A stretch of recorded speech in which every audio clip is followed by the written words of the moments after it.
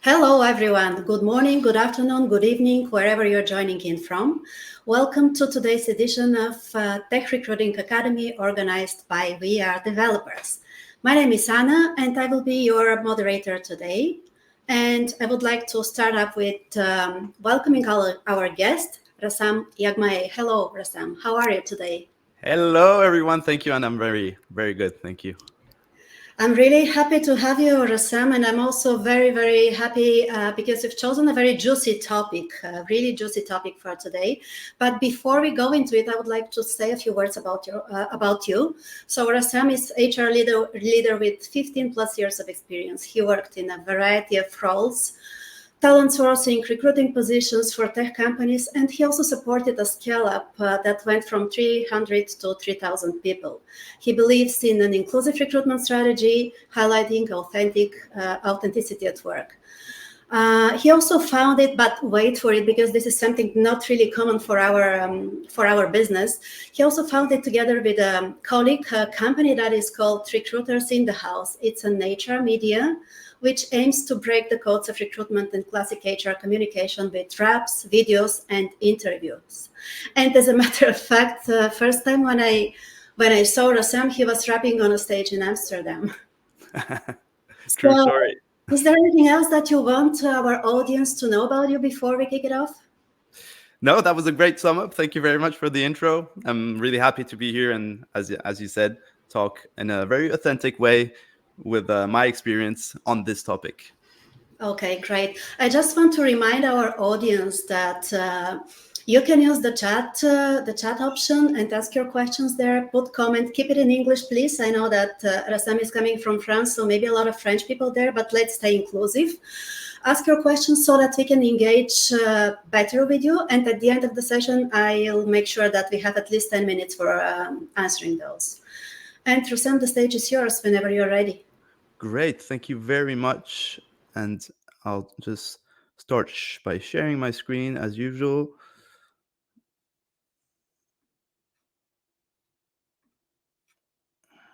Here we go. Boom.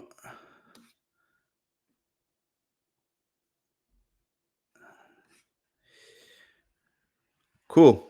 So I think we're good. If you can all see my screen and hear me and see me well.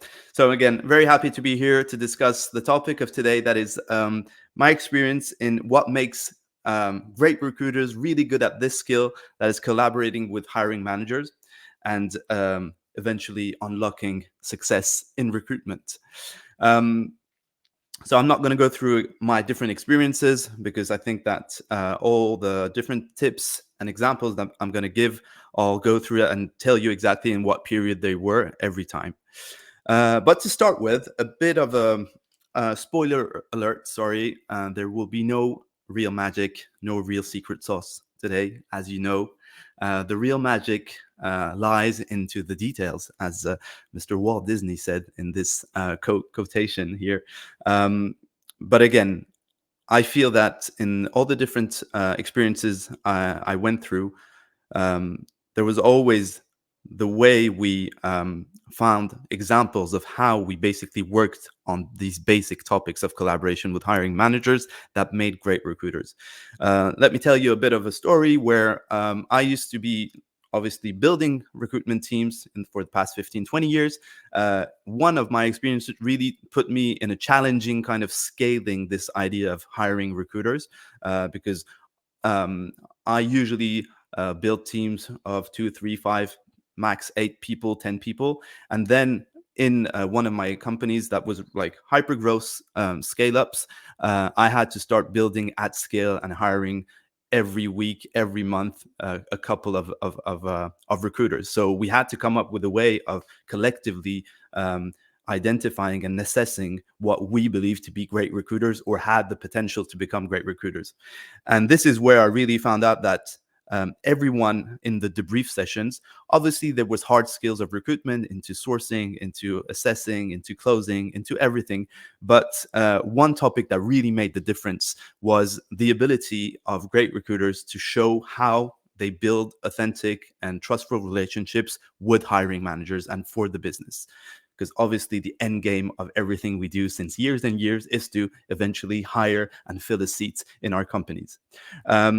So today, what I thought about is I'm not going to talk about big concepts. What I really wanted to do is go through exactly what I believe and all the examples that in the interviews I got from other recruiters or even myself in the team we experienced that made us believe, and today make me believe, how to exceed and to succeed in this relationship building with hiring managers.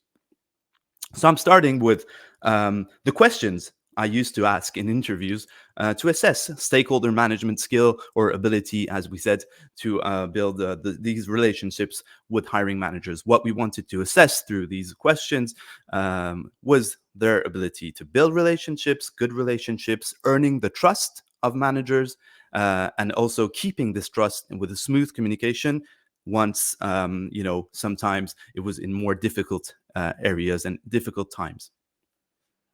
And what I remember is that most of candidates nailed it in identifying where they had to work, on what topics they had to work, what they needed to master to build these good relationships.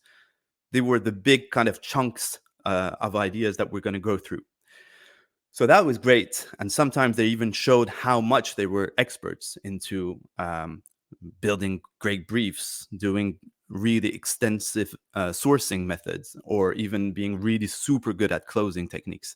But what really made the difference, in my experience, again, was their ability to show what the perspective for the hiring manager was every time they put in place these strategies of hard skills of recruitment, sourcing, closing, marketing, whatever. So what I wanted to do, as I said, there was for me two main topics. Um, you show and you master your basics on telling where are the moments, where are the topics where you can build this relationship and of influence and trust and relationship with managers, and then there's the examples and the specific details, and that's where the magic happens, in the details, where you talk about what really happened and what was this perspective for the hiring manager and the consequence for the hiring manager. So what we're going to do in the next 15 minutes, or I believe, Anna, you tell me if I'm too late, but basically what we're going to do is go through all these moments that are more or less what comes into mind, I believe, in the tools, strategy, tactics, and skills that you want to have to build these relationships. And in a way or so, I try to put them in a chronological way so that it starts with the job intake. It goes through the moment where you search and identify people into sourcing, the moment where you need to open the net of the sourcing into alternatives. You start meeting people, you have to schedule people, you start looking at the conversion data of the people that you start meeting. You make reports for people within the company, the business, your team, for yourself, your activity, and eventually, hopefully, you come up to close that deal. So again, great candidates always talk about these topics, and these are more or less, I believe, 80-90% of the moments where you can build these great relationship with managers and start influencing them and showing your value as a recruiter. But let's go through the examples, the real examples, and I'm going to try to give you one or two on each topic that I heard in interviews or that I experienced myself growing and learning the job, or in my teams where I experienced them with their hiring managers. So the first one is the job intake. So you all have in mind the fact of mastering the job brief, having a clear kind of structured job intake brief. It could be into your ATS, it could be into an Excel sheet, it could be just on a piece of paper with this pen that I'm playing with since the beginning of the call. Whatever your tool is, it's a great moment, obviously, to go through the job, the EVP, what the task is, where the search goes, what the process is. That is all true. One example that comes to mind to me is in the answers of great recruiters. Again, is the one of them once told me that what they do at this level is, in priority, they focus on their screen. How can I get my screen to get better and show the manager that this is my first, not the only goal, obviously, but my first goal is to improve myself before starting to ask him or her to improve themselves.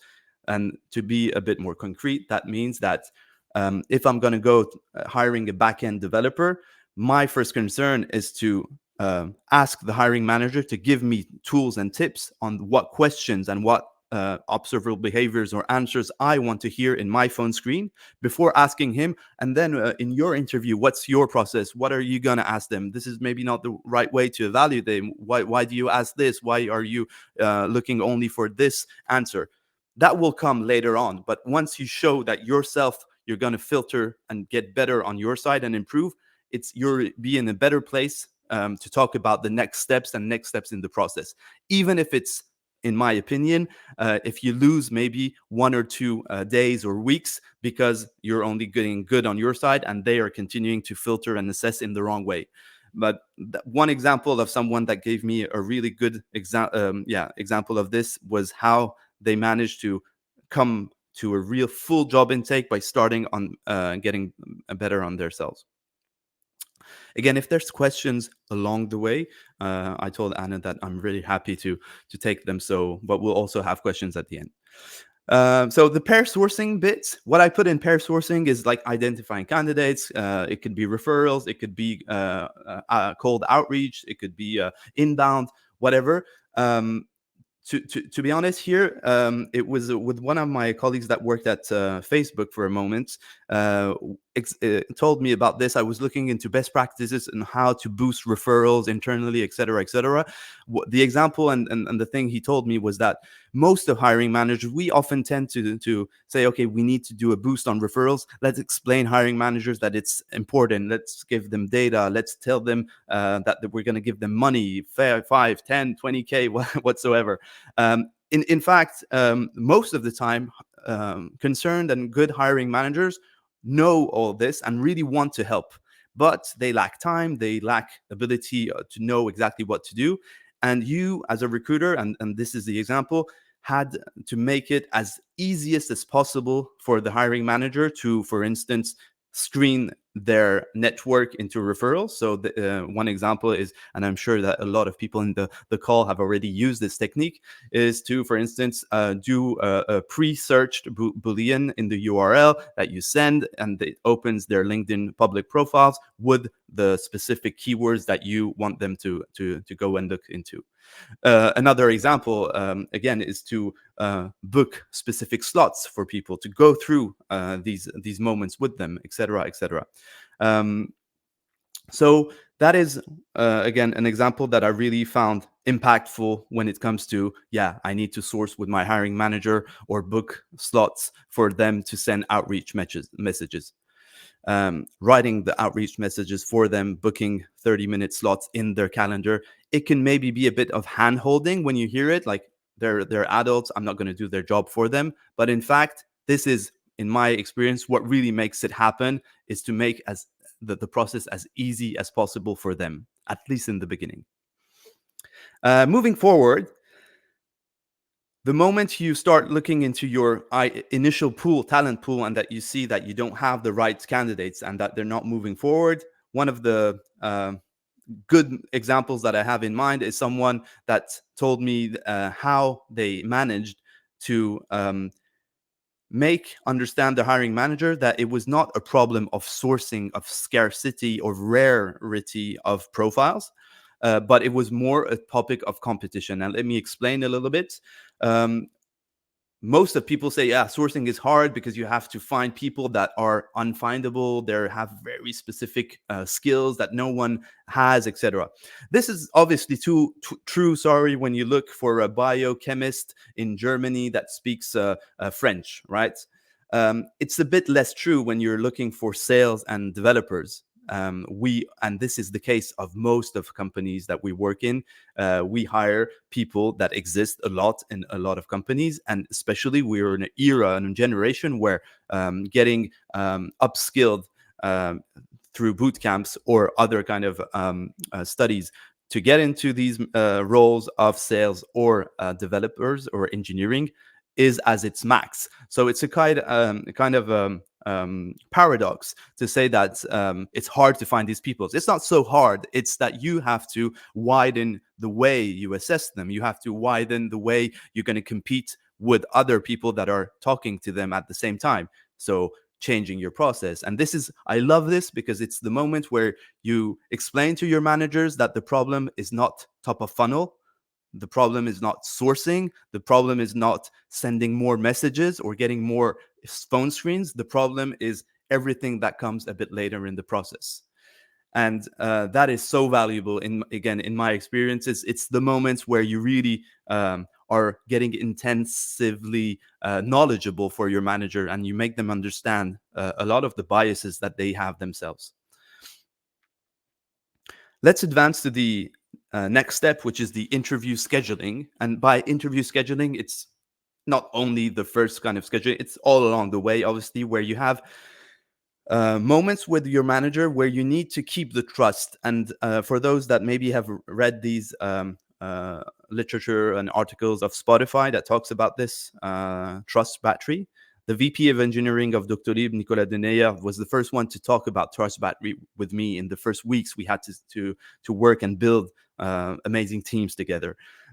So trust battery is basically, in a relationship, there's two parties, two batteries that are charged more or less at the beginning. Sometimes people give their full trust and then it declines if they are deceived, and other people start a bit lower and they go up once they get. No, never mind. Whatever you have to get is that in every interaction you have with another person, there's a moment where you're going to maybe gain charge in this trust battery or reduce or lose some. And again, in my experience, a lot of the moments where you lose a bit of trust is the moments, for instance, where a candidate doesn't show up, or a candidate is late, or you don't show up with profiles that you had to send to the hiring managers, etc.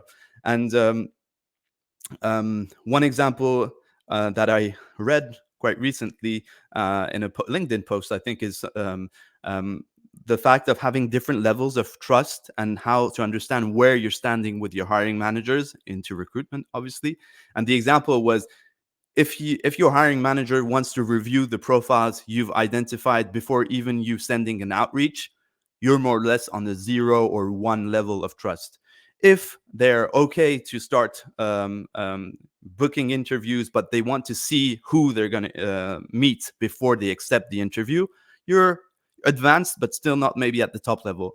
Top level would be, in this case scenario, you have 2 or 3 slots per week with your hiring manager, and they don't even want to look at the CV before connecting. They just connect to 4 calls per week, make the interviews, submit their feedback, and they trust you fully that these slots are going to be booked with good candidates, or maybe sometimes very bad candidates in some cases, but that is not a problem anymore, because they've understood that it's something they have to do consistently with you and trust you, and that the process will eventually make a hire. Data. So there's millions of ways of talking about data. I've upskilled myself in the past 10 years a lot on this subject, and I'm passionate about talking about conversion rates today, which was quite crazy if you think about it, because it's not so much of a passionate topic. But what I really like in people I meet and talk to when they talk about this topic, it's not so much about you need to bring data to your hiring manager because data talks more than blah, blah, blah, blah, blah, blah. That's true. But like, concretely, how do you use this data? And where are the moments where you think that you bring perspective to your hiring managers? And I'm talking about making lucky guesses, because in fact, your hiring managers knows as much as you that data is wrong a lot of times, and data can be misconceiving, and you can misunderstand how to read data. Depending on the volume that you have, depending on the maturity of you have, and the means that you have to improve a process from stage 1, 2, or 3. The examples I want to give is that it's a iteration, and the example that someone gave me again one day is that they make lucky guesses. They say, well, we feel that there's a problem maybe on technical tests. It's maybe too long for people to do 2 hours home test. I'm not sure, this is a hypothesis. Let's try a shorter test, But what is the data we have to look into if we want to validate that this option was true or false, and then iterate in another way, etc., etc. And it's again the same. Another example is that hiring managers often ask me to send me more CVs or be more hard on your phone screens. Send me less interviews. You do more interviews so that I have less interviews to do, because you want to qualify and discriminate more people in your interviews. Okay, you can say yes, but you have to yes, but that is only okay for me if the data of on-site conversions on your site is going up. Because if I keep on doing more interviews and you still keep having the same kind of rejection rate, that's not a fair option.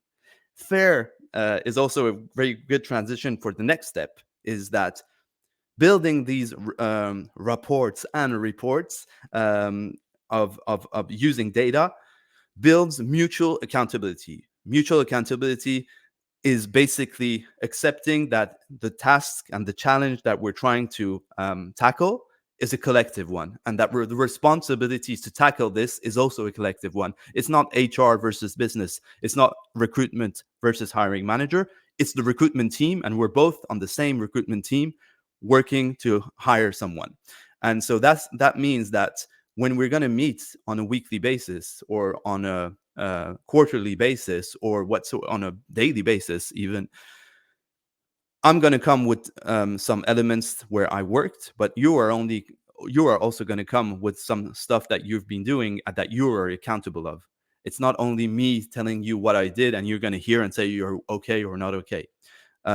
Examples of this is that maybe you had to do some outreaches yourself because I gave you a list of people you had to contact, or you had to validate some scorecard submissions in the ATS, or you had to work on a new test, or you had to work on a selling call speech script because we feel that the people in home test don't take it enough. So now you're going to do 30 minutes call yourself before we send the test, etc., etc. So there's millions of ways where you can ask for mutual accountability, and it's really core value in a good and healthy relationship. Last but not least, obviously, the closing strategies. I'm not going to go through the fact of a good manager is going to be a good closer, and he's going to do offer acceptance calls with you. He's going to be good into selling, etc. I'm going to talk about another example that I believe 100% myself, and today I really talk about this often and often. I don't believe so much in an employer brand anymore, but I believe much more into people and job brand. And let me explain, is that eventually, if people want to come and work for you, they want to come and work for you. They want to come to work for you and the team that is surrounding you. They want to come and work with you and the team and surrounding you, and eventually the company where you are working. So it's a bit exaggerated when I say this, but in fact, I really believe that great managers hire or attract great people that want to work with other great people, that are also in teams that are empowered to collaborate. They're empowered to talk about how cool it is to work in their inclusive, technically challenging, whatsoever adjective you can put, team. And eventually, because those two facts are true, the company comes out successful into this employer brand strategy.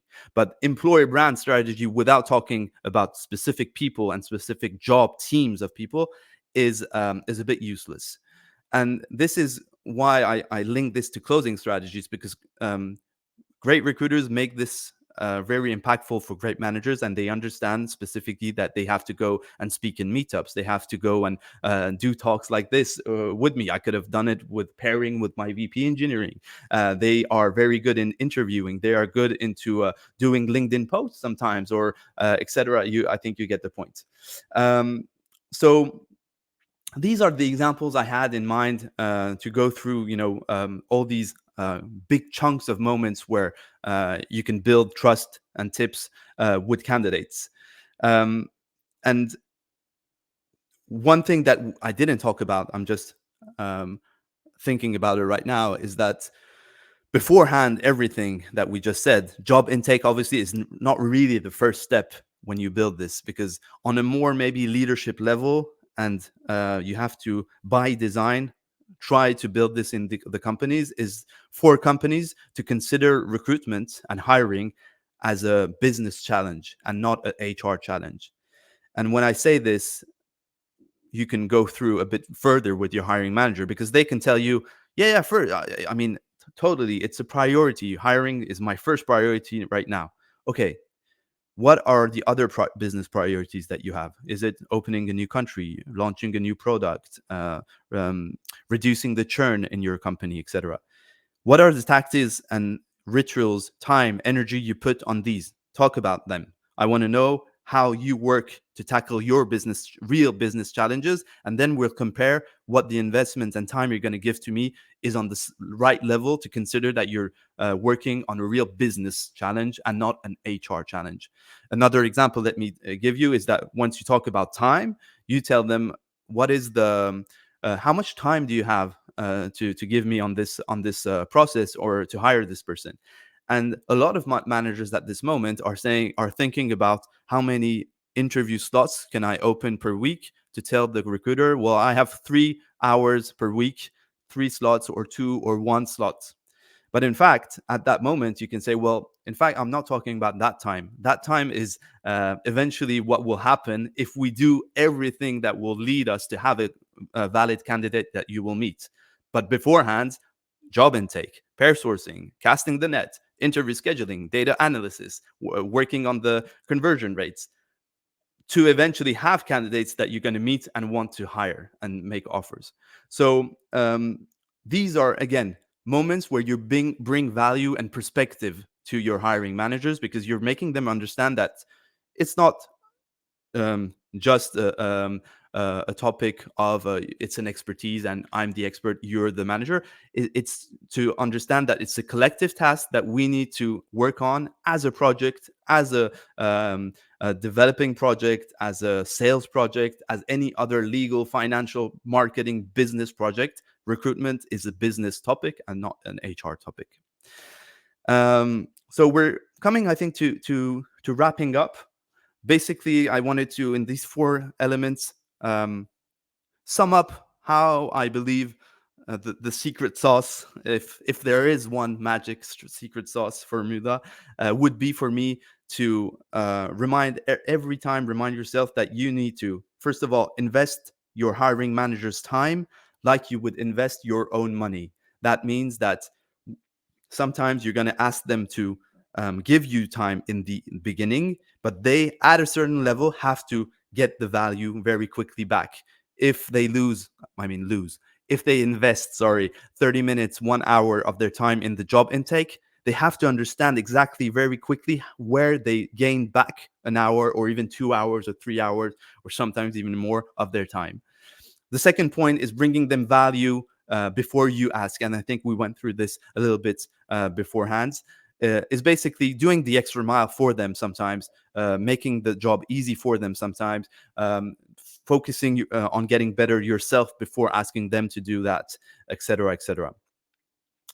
Accountability, mutual respect, peer-to-peer relationship is central. Obviously, you cannot do anything if you don't consider that if this project fails, there's no way it has failed only because of HR or only because of recruitment, only because of sourcing. This is a collective task. If we go forward, we're going to succeed or fail together.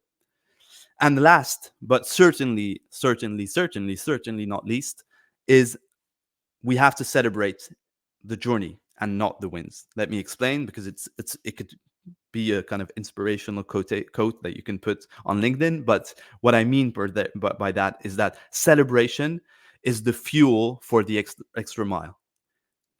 Celebration nurtures the extra mile. When, as a recruiter, and I'll give you some very concrete examples. There was a hiring manager that saw how much my team and we collectively were working very hard to source more and more candidates and get him to hire people in his team. One morning, and it was not the best moment where we were still struggling, he came to the office with some donuts and gave it to the team and said, yeah, just to thank you on all the efforts you're making in my team. it can sound a bit like um, sloppy, but I can tell you that in that day, in that morning, in the next hours and days, the team did the extra mile and sourced even more for that hiring manager versus another. Um, in the other way, in the quarterly business reviews, where you know explain to the CTO or sometimes the CEO of the company what the metrics are we on top of the results, have we hired people, and that your hiring manager, VP engineering, whatever, is in that room with you.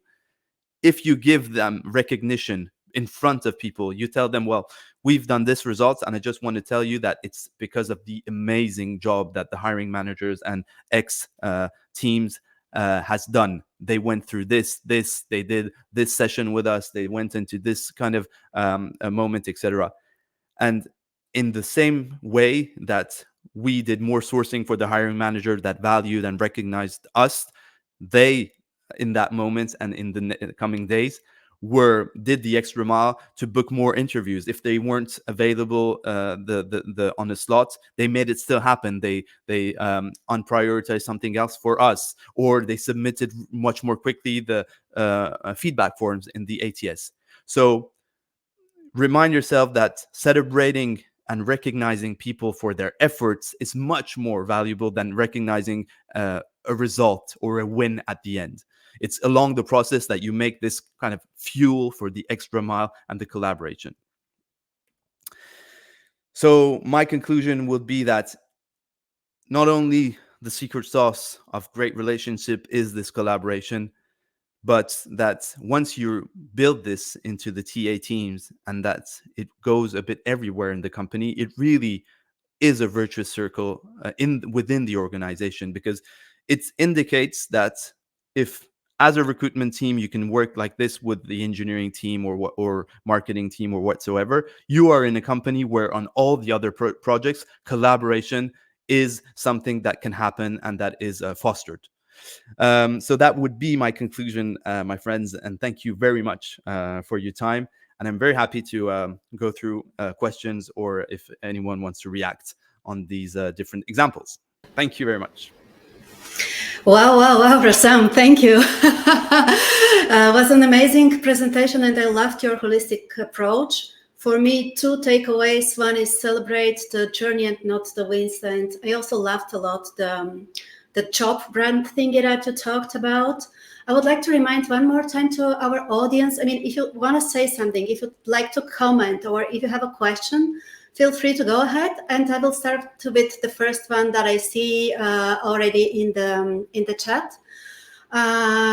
Could you provide some insights into how humor or creativity can be utilized to enhance collaboration with hiring managers? Do you laugh with them? Yeah, for sure. I mean, again, I've been working in agencies, headhunting companies, then in-house, and it's not always possible in all different areas. When obviously when you're an agency, you don't have your hiring manager with you. You can't sit with him and go for a beer or so, or a coffee with him. In in most of cases, and then there's the culture of the company. But I had the chance and the luck to be in different companies where this was really possible, and 100% having spending time within the teams, working next to them, hearing their reality, and they heard yours, having fun, laughing, going for drinks, to events together, fosters 100%. And to answer to the first question, which was creativity and humor, again, I'm a good example, I believe, here, because of showing that you can work seriously, but always with uh, um, a bit of humor, a bit of joke, irony, and second degree in how, because at the end of the day, we're building teams, we're building very important projects, but we're not saving lives. Okay, there is one more question, and it's about the differences in the priorities of expectations between hiring managers and candidates. And I know that there it can be really ugly. So what are you doing there to kind of meet expectations? So expectations of candidates versus hiring managers, I believe, I mean, from what I understand from the question, would be that a candidate wants to work um, in a specific location and is for a specific salary and a good team, and that the hiring manager looks for skills and competencies, and that at a certain moment may not be aligned, obviously. And I think that our job as recruiters is be in the between of the candidates, the market, the way the market evolves, and the reality of the business and what the business needs, and to be a catalyst between those. So I'm not sure I answered the question, but the role of the recruiter is obviously key there to make it aligned as much as possible, where naturally sometimes they're not. Hey, what is your success rate with this? Hmm? What, Oh. what is your success rate with this? I mean, how often do you manage to convince them? I know it's a very difficult topic. It varies from a hiring manager to a hiring manager, but basically, this is quite a difficult business, recruiting, especially tech recruiting. I mean, Yeah. I'm also a tech recruiter. I give it really a lot of efforts into this. So I just wanted to see how you are dealing with Mm. it. How successful do you think you are? It's up and downs obviously every day, but I think that there's a lot of the topics that go into what we call social impacts of candidates wanting to work in inclusive teams, wanting to work with the transparency on salaries, want to work with the flexibility on remote, want to work with companies that have a social positive social impact and environmental impact. All those topics, I feel, is just getting better and better, because today, as they are not only hiring managers or people that recruit, they are themselves, as we say in French, citoyens, I don't know, citizens, and Citizens, that yeah, that French citizens. because it's more and more top of mind. I think that everyone has integrated that a candidate has specific needs that have evolved a little bit within the past years, and specifically after COVID, and that means that they are able more and more on these topics.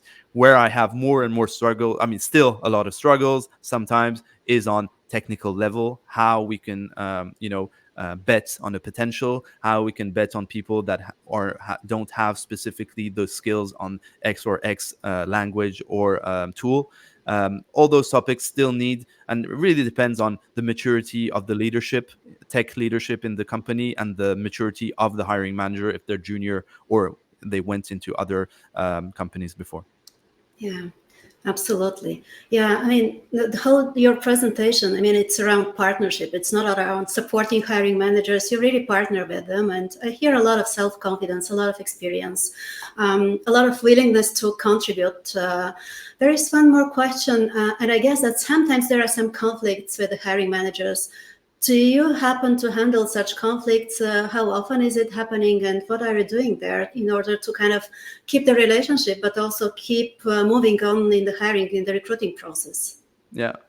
Well, conflicts can come from several causes, right? So I think that first of all, our job is to make sure that everything that can be defined and anticipated is as much as possible. So if the conflict comes from a lack of transparency on, I don't have enough news on where we're at on the search, I don't have enough candidates, I don't understand why you did this before telling me, why did you send this email?